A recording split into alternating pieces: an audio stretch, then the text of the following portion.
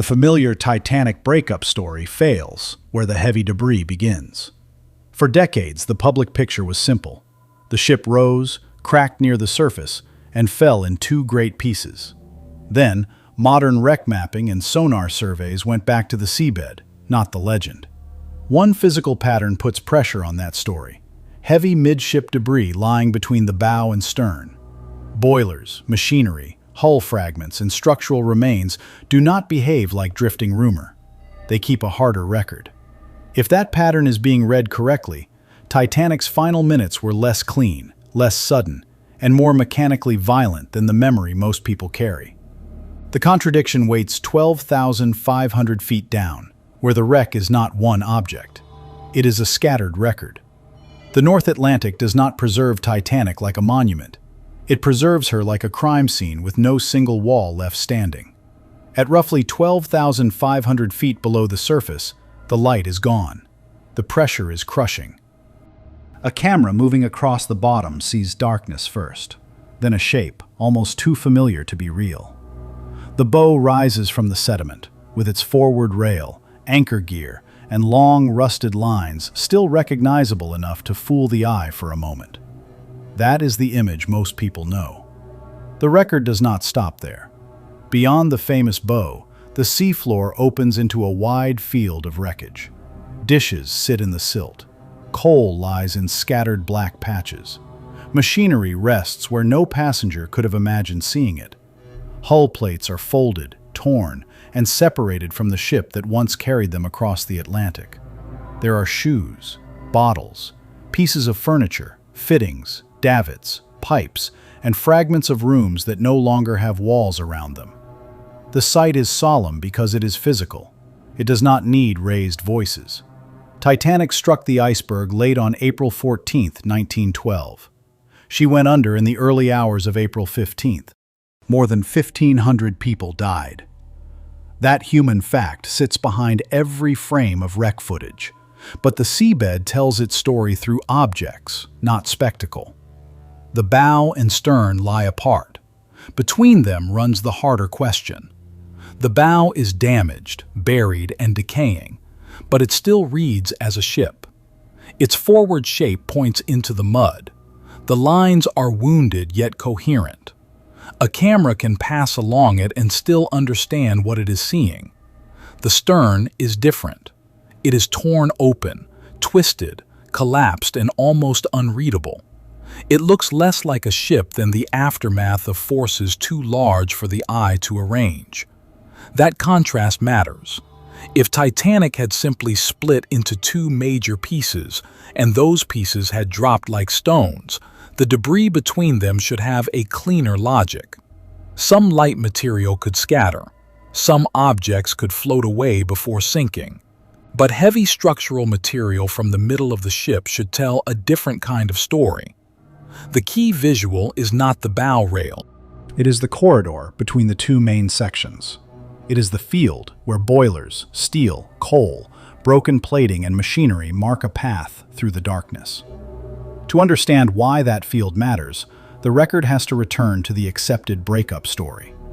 The familiar account has a reason people believe it. Titanic hit an iceberg along the starboard side. Water entered forward compartments. The ship's bow settled lower as flooding increased. The stern lifted higher out of the water. The hull bent under forces it was never meant to carry. Then, the ship broke apart. That version is not careless. It comes from survivor testimony, later naval architecture, wreck evidence, and decades of reconstruction. People heard cracking sounds. Some saw lights still burning. Some remembered the stern rising into the night. Others described confusion, shifting angles, sudden darkness, and noises that were hard to name. The date matters. The event unfolded in cold darkness, under panic, with people seeing different parts of a ship more than 880 feet long. No survivor had a full view of the entire structure. No one on the surface could watch what happened after the pieces went under. Memory had to do what memory does. It arranged fragments. Older illustrations often made the breakup look almost clean. The bow goes down, the stern lifts, the ship bends like a hinge near the surface. The hull gives way. Two great sections separate, and the story becomes easier to draw. That picture stayed powerful because it offered order. It gave the disaster a visible sequence. It made one terrible failure feel like one terrible moment. Then the clean explanation starts to fail. A steel ship does not only leave a silhouette, it leaves a distribution pattern. The position of heavy objects matters because those objects cannot drift across the seabed like paper. Boilers, engines, heavy hull plates, and structural pieces answer to gravity, mass, water resistance, and the motion of the ship as it died. The measurement matters. If the split were a single neat snap, followed by two mostly complete sections sinking separately, the debris field should carry that simplicity. The bow would leave its path. The stern would leave its path. Midship material would cluster in ways that fit one separation point and one fall sequence. But the middle of the wreck does not read like a clean line. The midship area of Titanic was the mechanical heart of the ship. It held boiler rooms, engines aft of them, coal, trunks, piping, casing, bulkheads, and heavy steel framing. If those objects appear across a corridor between the bow and stern, the question is no longer whether Titanic broke. The question becomes how many times the structure failed and where those failures happened. That is where public memory and forensic mapping part ways. Public memory wants the last visible moment. The seabed keeps the unseen part. A survivor could hear a crack and see the stern rise. A passenger could feel the deck change angle. A lifeboat occupant could watch the silhouette alter against the sky. But no one at the surface could track each heavy object as it left the hull, entered the water column, fell for miles, and struck the bottom. Debris does not drift like a rumor. Heavy steel keeps a record. That record was not available in 1912. It had to wait for the wreck to be found, filmed, mapped, and treated as a complete scene instead of a set of famous images. In 1985, Robert Ballard and a French-American team located Titanic on the North Atlantic floor. The discovery ended one kind of mystery and opened another. The ship was not resting in one piece. It was scattered. The bow and stern were separated by a debris field that demanded more than a photograph. Early images gave the world the bow. Later investigation gave researchers the site. That distinction changed the case. A wreck can be filmed as an icon, or it can be mapped as evidence. The iconic view looks for the recognizable image, the rail, the anchor, the name, the prow cutting out of darkness. The forensic view asks where every object sits in relation to every other object. Sonar surveys helped make that shift. Sound pulses could outline the seabed, trace major features, and locate fields of wreckage beyond the reach of a single camera frame. Remotely operated vehicles brought lights, cameras, and positioning data down to the site. Photomosaic surveys stitched many images together, allowing the wreck to be seen as a connected field instead of a series of isolated scenes. The tools matter because Titanic is too large, too broken, and too dark to understand from one angle. A camera sees one plate. A map sees the plate in relation to the bow, the stern, the boiler field, and the debris corridor. Sonar gives shape. Visual survey gives identity. Position data gives the relationship. That relationship is where the story changes. Researchers studying a debris field look at more than location. They ask what the object is, how heavy it is, where it likely came from, what kind of damage it shows, and whether its position fits a fall path. A coal patch tells one kind of story. A boiler tells another. A small fitting, a large plate, a section of frame, and a piece of machinery do not carry the same evidentiary weight. The sequence matters. A light object can be caught by currents before it reaches the bottom. A heavy object moves differently. It may separate high in the water column and still fall almost straight compared with lighter material. It may also strike, roll, bury, or break on impact. Those details do not create perfect certainty, but they narrow the possible story. Titanic's debris field contains the material of a ship coming apart under different forces at different times. The bow area, stern area, and central corridor do not all tell the same kind of mechanical story. That is the part that changes the case. When later mapping efforts treated the entire wreck site as one forensic scene, the debris between the main sections stopped looking like background wreckage. It became a pattern. Boilers, hull plates, coal, machinery, and structural fragments were not merely scattered around an accident. They were placed by the accident, not placed by intention, placed by failure. The visible map began to ask whether the breakup happened as a single surface event, or whether the ship continued shedding heavy material after the first catastrophic separation. Hold that detail. A ship breaking at the surface is still a ship interacting with air, water, buoyancy, flooding, and bending stress.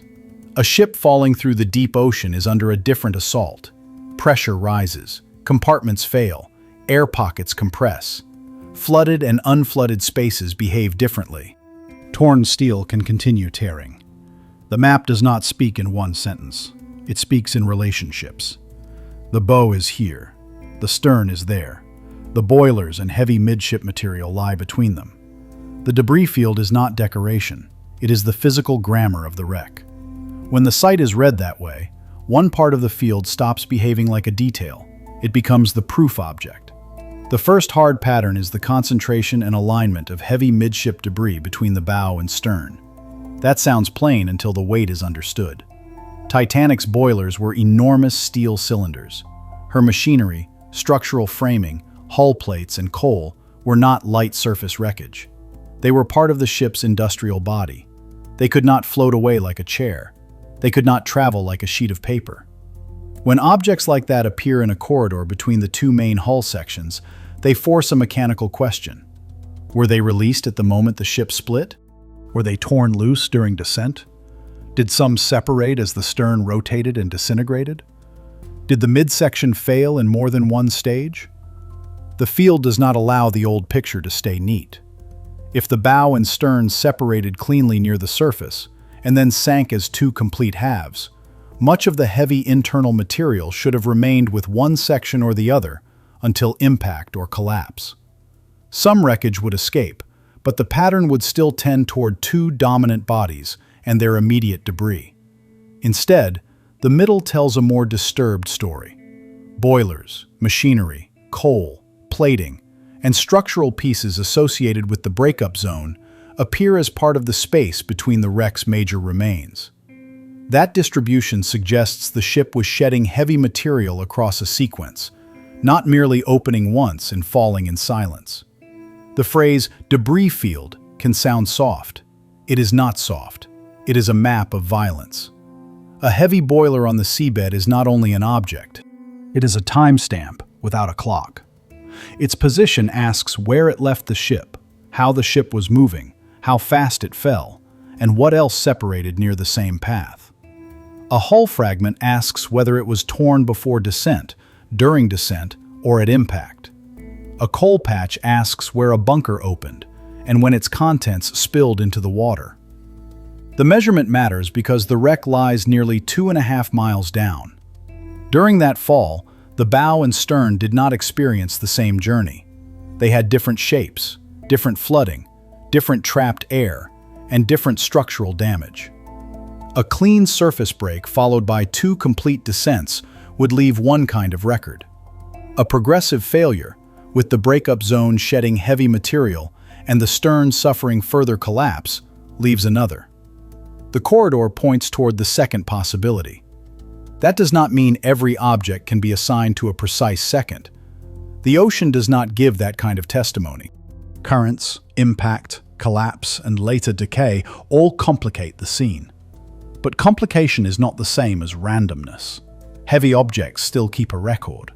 The debris field suggests a longer, messier breakup sequence than the single dramatic snap most people imagine.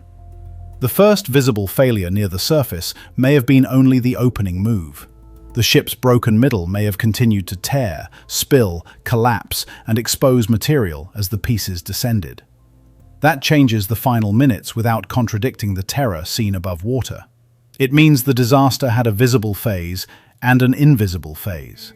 People saw the ship dying. The seabed shows how much of that death continued after sight ended. But the pattern does not solve the final minutes. It creates the harder question: what failed first? The cleanest public version puts the break at one dramatic point. The forensic version is more demanding. It asks about bending stress, fracture, flooding, rotation, pressure, and the different fates of the bow and stern. Titanic's hull was under enormous stress before it separated. As the bow flooded and sank lower, the stern rose. The ship's long structure was forced into a shape it was never meant to hold. Steel was pulled, compressed, and twisted across the midship region. That failure likely did not behave like a single straight cut. The hull could have opened in one area while other internal structures still held. Decks could tear before lower structures fully separated. Frames could distort. Plating could rip.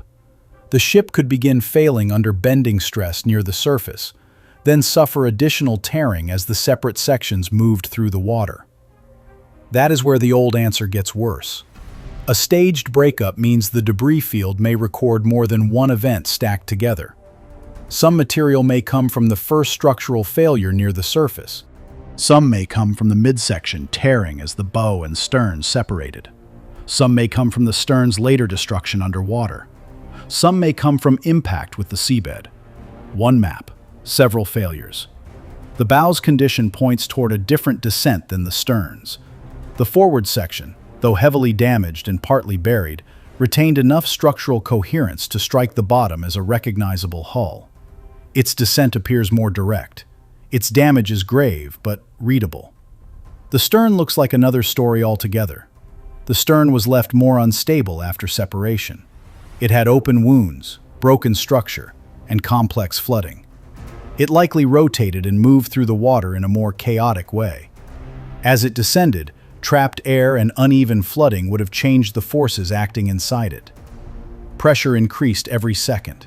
Compartments that still held air could compress or fail. Weak structures could collapse inward. Torn edges could keep tearing. None of that was visible to survivors. From the surface, witnesses could see lights, angle, silhouette, and darkness. They could hear sounds. They could remember a crack, a roar, a rumble, or a sequence of noises impossible to sort under fear. But after the stern disappeared, the ocean took over the evidence. The field report continued without witnesses. That is why the stern's shattered condition matters. It does not merely show that the stern hit the bottom hard. It suggests the stern was being destroyed before the final impact, during a descent that may have included rotation, flooding changes, pressure collapse, and structural disintegration. A ship section falling through deep water is not a rigid stone. It is a damaged volume full of openings, compartments, decks, machinery spaces, and trapped pockets of air. Water enters, air compresses, plates buckle, connections fail. The method had a reason to work. The danger was what else it revealed. Once investigators read the bow, stern, and debris corridor together, the familiar question changes. It is no longer only, where did Titanic break? It becomes, how many stages of failure did the wreck record, and which stage left which object behind? A boiler field may belong partly to the breakup zone. A plate may speak to tearing. Coal may mark opened bunkers. Machinery may show where the midship structure lost containment. The stern may show what happened after the last people could still see it. The debris pattern can support a staged breakup. The hull begins failing under bending stress near the surface. Additional tearing follows as the sections separate. The bow descends in a more coherent way. The stern suffers a far more violent destruction as it floods, rotates, collapses, and falls. The data does not require a theatrical picture. It requires a mechanical one. That mechanical picture is more disturbing because it removes the comfort of a single moment. The final visible break may not have been the final break at all. It may have been the part of the sequence that human eyes were allowed to witness. Everything below that became the seabed's responsibility. To separate those moments, the map has to be read alongside the hull itself. The bow's first testimony is its shape. It lies with the forward end driven into the sediment, its hull lines still coherent enough to be traced. The bow did not survive undamaged. The impact with the seabed buried and crushed parts of it. Decay has eaten into its steel. Rust formations hang like curtains where plates and railings once had cleaner edges. Yet the bow still holds a recognizable language. The forecastle, anchor gear, rail lines, and forward structure remain arranged in a way the eye can follow. That suggests a descent with enough coherence for the section to stay largely oriented as one body. The stern refuses that clarity. It is a torn mass of decks, plating, frames, and machinery spaces. Its structure is shredded, collapsed, and spread into shapes that do not easily reconstruct into a clean ship section. That condition fits a more violent path. Rotation, disintegration, pressure damage, and impact all working on a section already wounded by separation. The contrast is evidence. If both halves had behaved the same after the split, their remains should speak in a more similar language. They do not. The bow reads as a devastated but coherent body. The stern reads as a body torn apart by several forces, not one. Then the midsection disappears as a single intact object. That missing middle is important. The area where Titanic carried boilers, coal, piping, structural supports, and machinery did not arrive as a neat central section. It appears through scattered components, broken pieces, and heavy objects distributed through the field. The ship's center did not simply choose one half and stay with it. It became evidence in the corridor. Scattered boilers give one kind of anchor. Plating gives another. Machinery and structural fragments give others. Each object has its own path, but together they point toward the larger behavior of the wreck. The ship did not fail as a clean diagram. It failed as a loaded, flooded, bending steel structure under changing forces. Sonar and visual surveys make that visible because they show relationships. The bow is not merely a photograph. The stern is not merely a ruin. The boiler locations are not isolated curiosities. The coal, plates, fittings, and machinery form a field that can be compared to how a breaking ship would shed material. The data does not replay every second. It narrows what the ship was doing when key objects separated. That controlled uncertainty matters. The debris map cannot name every sound heard from the lifeboats. It cannot tell exactly what each passenger saw in the darkness. It cannot assign every fragment to a second on a clock. The ocean erased too much movement between surface and seabed for that. But the map can rule out a comforting simplicity. It can show that the breakup zone left heavy evidence across the field. It can show that the stern's destruction was far more severe than the bow's. It can show that the missing middle was not a single clean absence, but a trail of steel, coal, machinery, and structural remains. The record does not accuse the survivors of being wrong. It respects the limits of what they could witness.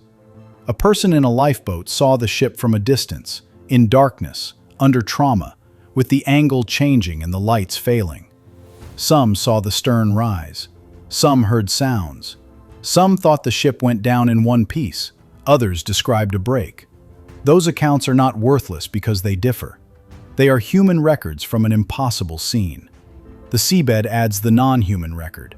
It keeps the weight, spacing, and damage. It holds the parts that fell after no eye could follow them. It keeps the bow's directness, the stern's chaos, and the middle's scatter. That is why one debris field detail can change the story. Not by replacing testimony, but by adding the part testimony could never carry. The bow's buried impact says the forward section came down with enough force and coherence to drive into the bottom. The stern's shredded remains say the after section endured a far less orderly destruction. The scattered midship material says the breakup zone was active, violent, and mechanically unresolved for longer than the simplified picture allows. The next layer makes the old answer harder to defend.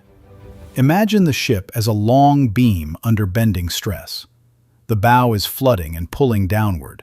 The stern is lifting and loading the structure from the other direction. Between them, the middle carries strain across decks, frames, shell plating, and internal supports. Once one part fails, the rest does not have to fail in the same instant. It can tear in stages. That is not a weaker explanation. It is a more physical one. Steel failure can propagate. Openings can widen. Internal supports can hold briefly, then fail. Compartments can shift from air-filled to water-filled.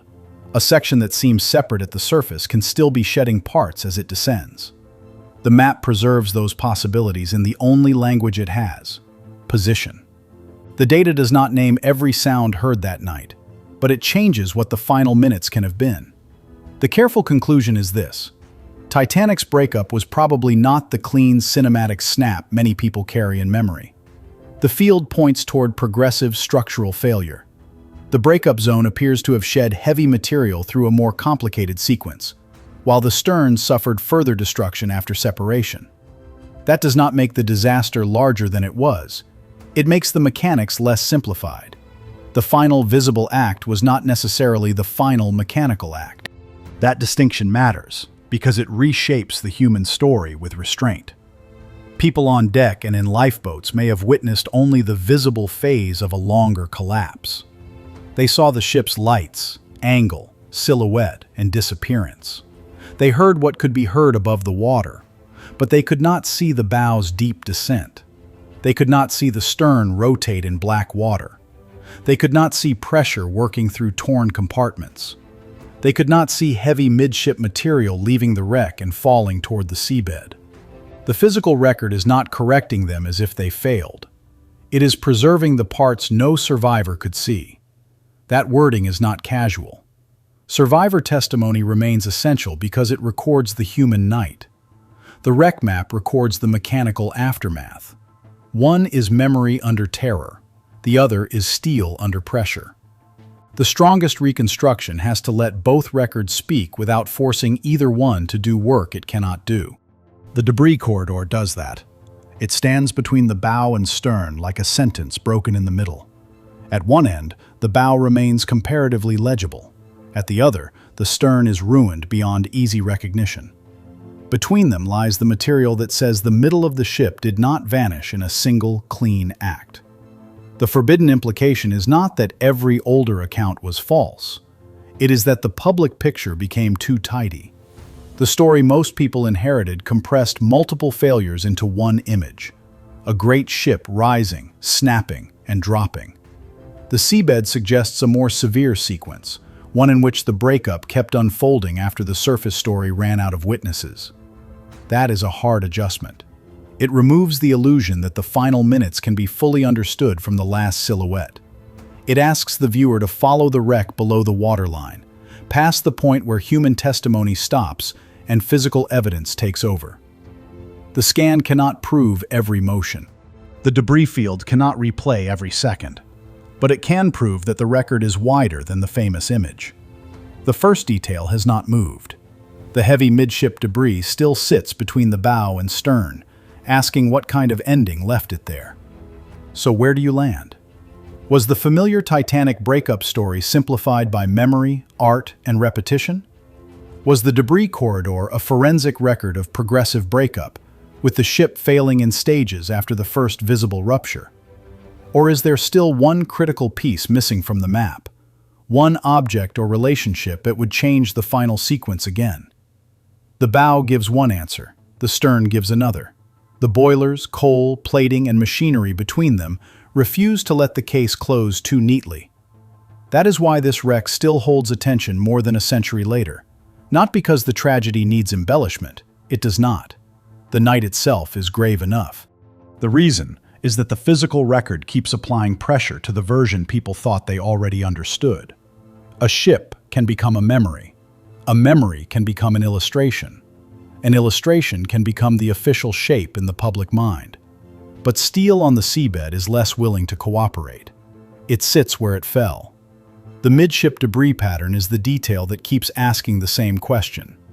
Did Titanic break once in the way the familiar story suggests, or did the wreck continue breaking in stages, down through darkness, pressure, rotation, and collapse? Leave your verdict in the comments. Choose the simplified memory, the progressive breakup record, or the missing final piece.